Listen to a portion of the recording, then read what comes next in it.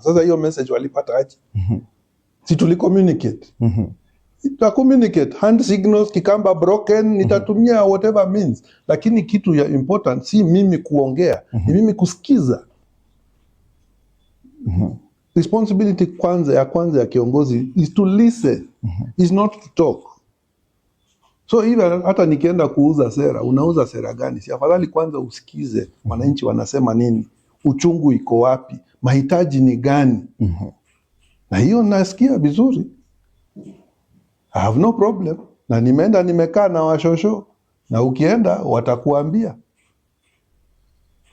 If you go anywhere to the village, the sosos are the ones who greet me and they say mwana wa Ita, and they wananifungulia shati, wanatema mate. Baraka.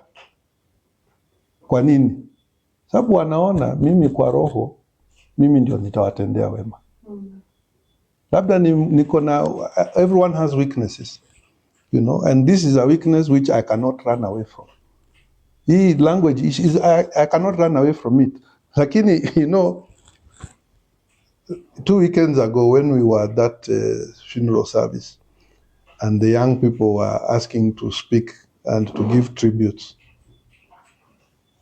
90% of them were struggling with Kikamba. Until my Wasa, Mudhama himself had to stand and say, you guys, I told you these funeral people must speak Kikamba, because how will we sengenya the people who we don't want to hear that we are sengenying them? Didn't he say that?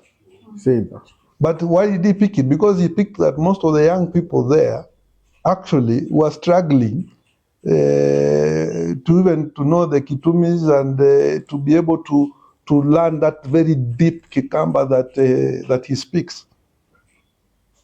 But it is normal. It's a growing generation. It's a country. We are no longer just brought up all of us in one place.